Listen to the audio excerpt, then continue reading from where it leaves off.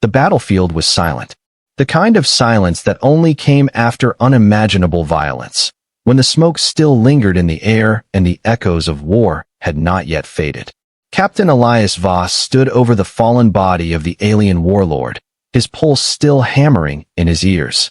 His armor was scorched, his breath ragged, his blade humming faintly with residual energy from the final strike. The warlord had fought like a force of nature, faster than anything human, stronger than any machine, relentless in their pursuit of victory. But Elias had been relentless too. Humanity had been. And now, the war was over.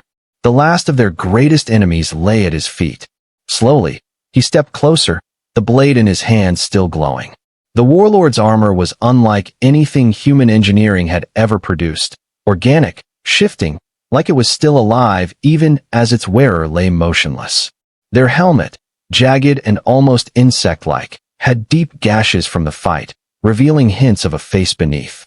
Elias hesitated. No one had ever seen what these warlords really looked like. Their kind had always hidden behind layers of mystery, striking from the shadows, their true nature unknown. With a slow, careful movement, he reached down and gripped the edges of the helmet. The material was warm to the touch, like living bone. With one firm motion, he lifted it away. And then, the world stopped. Beneath the helmet, looking up at him with dark, familiar eyes, was himself. Elias staggered back, his grip on his weapon tightening out of instinct. His mind fought to make sense of what he was seeing. The face staring up at him was not just similar, it was identical. Every scar, every line, every detail was his own. But the eyes, though human, held something different. An intensity, a knowledge, a recognition. The warlord, his reflection, smiled. A weak, strained chuckle escaped from their lips. Took you long enough. Elias's breath caught in his throat. The voice was his own. Deeper, weathered, but unmistakably his. His thoughts raced. A trick? A clone? Some kind of alien mimicry? But no. The way the warlord looked at him, the way they moved, it was something more. Something worse. The warlord coughed, dark blood leaking from the corner of their mouth. They didn't seem afraid. If anything, they looked relieved. You have no idea what you've just done, do you? They rasped. Elias gritted his teeth. What are you? The warlord chuckled again. The same as you. Just further down the road. Elias shook his head. No, this was impossible. It had to be. That's not an answer. It's the only one that matters. The warlord's breathing was labored, but their gaze never wavered. This war? This endless fight? It was always going to end like this. I thought I could stop it. I thought I could change the cycle. Elias felt a cold weight settle in his chest. He had spent years on the front lines, fighting these warlords, believing them to be monsters, believing they were the last thing standing between humanity and peace. But now, standing over this dying enemy, himself, he felt the ground beneath him shift. The warlord exhaled slowly, their body losing strength. Their hand, armored and broken, reached up toward him. Elias found himself gripping it without thinking. The warlord's fingers curled weakly around his. This is how it always goes, they whispered. You kill me. You take my place. And then you understand. Elias felt something shift deep inside him. A memory, not his own. A battle long before this one. A battlefield just like this. Another Elias, standing where he stood now. Another warlord, lying where this one lay now. And the words, the same words, echoing again and again. The warlord's grip slackened. Their breathing stopped. Their eyes, still open, still staring at him, turned lifeless. And yet, even in death, the reflection remained. Elias stood there for what felt like an eternity. Then, behind him, the air shimmered. A low hum vibrated through his skull. He turned slowly, his instincts screaming at him, though he already knew what he would see. The others had arrived. More warlords. More figures clad in the same strange armor, their faces obscured by the same living helmets. They stepped forward, surrounding him, their weapons lowered, not in aggression, but in acknowledgement. One of them spoke, their voice deep and measured. The cycle continues. Elias didn't move. His grip on his blade tightened. The weight of realization crushed him. He had thought the war was over. But in truth, it had only just begun. Elias stood motionless, his fingers clenched so tightly around his weapon that his knuckles turned white.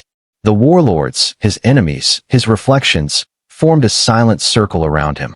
Their weapons remained lowered, but that did nothing to ease the pressure in his chest. His mind raced, trying to piece together an impossible puzzle. He had just killed the Warlord, the greatest enemy of humanity, only to see his own face staring back at him. And now these others arrived. Speaking of a cycle, the cycle continues. The Warlord before him repeated, voice calm but heavy with meaning. Their helmet, sleek and angular, retracted like shifting plates of bone and metal. Beneath ES wore the same face he had seen moments ago. His face. Elias took a slow, measured breath. What does that mean? The Warlord didn't answer. Instead, they raised a hand, fingers outstretched, palm up.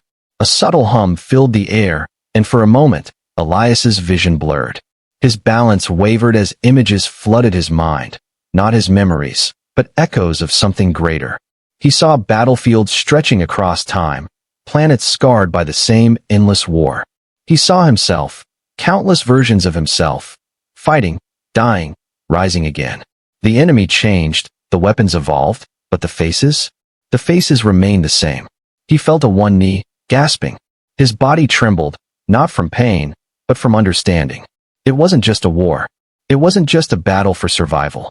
It was a cycle, one that had played out over and over again. The Warlord before him lowered their hand. Now you see. Then he did something that no version of him had ever done before. He let go of his weapon. It fell from his fingers, the blade dimming as it struck the ground. A gasp rippled through the assembled warlords. Even the one before him, his reflection, seemed momentarily stunned. The sky cracked open. The war trembled. Something shifted. Elias took a single step back, then another. Then he turned and walked away. With every step, the battlefield around him shattered. The bodies, the weapons, the very ground beneath his feet, all of it fractured like glass breaking in slow motion. He didn't look back. He didn't need to. For the first time in history, the cycle had broken. And for the first time, Elias Voss walked into a future that was truly unknown. Elias kept walking. The battlefield crumbled behind him, reality itself shattering like glass into an infinite void. Every instinct screamed at him to turn back, to fight, to do something. But he forced himself forward, step by step, into the unknown. The air around him shimmered. The storm that had loomed on the horizon moments ago had stopped, frozen in place, as if unsure what to do now that the cycle had been broken. The warlords, his reflections, stood motionless, their weapons lowered, their unreadable eyes following him. None of them spoke. None of them stopped him. And then, the world shifted. Elias stumbled forward, the battlefield dissolving into something else. He blinked, and suddenly he was somewhere new. Gone was the endless wasteland of war. Instead, he stood in an impossible place. A great structure of light and stone, stretching endlessly in all directions, its walls carved with symbols that pulsed like living things. The very air vibrated with power, as if the universe itself was waiting, watching, anticipating his arrival. He turned slowly. He was not alone. At the far end of the massive chamber, a figure stood atop a raised platform. Tall, cloaked in shifting shadows. Its presence was overwhelming, as if it existed on a different level of reality. It had no face, and yet Elias felt its gaze pierce through him. A voice, not spoken, but felt, rippled through his mind. You should not be here. Elias swallowed. His heart pounded in his chest. Yeah, well, neither should you. A pause. Then the presence moved closer without walking, its form gliding through space in an unnatural way. You have done what no other has done. Elias tensed. I broke your cycle. I ended the war. The presence regarded him, unreadable. Did you? The words sent a chill down his spine. He frowned. What is this place? Who are you? The figure was silent for a long moment. Then, slowly, it raised an arm. The space around them bent. Visions surged through Elias's mind, faster than he could process. Flashes of himself, over and over again, across countless realities, across centuries. Fighting, dying, killing, rising. The cycle had not been a war. It had been a test. And now, for the first time, a subject had chosen to walk away. We created you. The words sent ice through his veins. We built the cycle to forge the strongest, the relentless, the survivors. Elias took a step back. Why? The figure's form flickered, its voice growing deeper, more resonant. Because something is coming. The walls trembled. The symbols around him pulsed. The air grew heavier, denser, thicker with an unseen force. Elias's pulse pounded. What are you talking about? Your war was never the end. It was only preparation. A violent shockwave ripped through the chamber. And for the first time since his arrival, Elias felt fear. The figure lifted its hand toward him. You have broken the cycle. Now you must face what comes next. The floor beneath him collapsed. Elias fell, and the universe swallowed him whole. Elias fell through darkness. It wasn't the cold, indifferent void of space. It was something deeper, something ancient. He tumbled through swirling lights and shifting shapes, echoes of a reality he had never seen before. His breath caught as images flickered before his eyes. A vast, dying universe, stars collapsing into themselves, something waiting beyond the edges of existence. And then, he stopped. No impact. No sensation of slowing. One moment he was falling. The next he stood on solid ground. The world around him was wrong. A sky with no stars. A horizon that stretched infinitely, yet seemed too close. Shapes in the distance that didn't stay still, shifting between forms that his mind struggled to comprehend. And then he saw it. A towering presence, unshaped, unbound, watching. It wasn't like the warlords. It wasn't like the beings that had built the cycle. This was older. This was the reason. The figure from the Great Hall, the voice that had told him the war was only a test, appeared beside him, still cloaked in shifting shadows. This is what we prepared you for. Elias's jaw tightened. What is it? The figure turned toward the distant presence. Its voice resonated through him. The end of all things. And in that moment, Elias understood. The cycle, the endless war, the creation of his kind. It had never been about the battle itself. It had been about shaping warriors, testing them, breaking them, reforming them, to create something that could stand against this. The war had not been about humanity's survival. It had been about existence itself. The presence in the distance began to move. It didn't step. It didn't flow. It simply was, and suddenly it was closer. Elias felt its gaze fall upon him. And he felt it knew him. It had always known him. It had been watching. A deep, indescribable voice filled the air, not as sound, but as a weight on his very soul. You are not enough. The force of those words sent Elias to his knees. The weight of it crushed his chest, pressed into his mind like a tidal wave.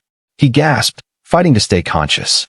The shadowed figure beside him remained still, watching, testing. And then, in the crushing silence, Elias laughed. It was a short, ragged thing, escaping from his throat before he even realized it. His fingers curled against the ground. He looked up, meeting the impossible gaze of the entity before him, and through gritted teeth, he grinned. Then I guess it's a good thing I don't fight alone. A pulse rippled through the air. A defiance that should not have been possible. And then, a light erupted behind him. Not just a light. A presence. Many. Elias turned, and his breath caught in his throat. The warlords. All of them. Not as enemies. Not as echoes of the past. But as allies. The cycle had been broken. And in doing so, he had united them. Every version of himself. Every warrior shaped by the endless war. Every soul that had once been doomed to repeat the same fate, now standing together. The entity hesitated.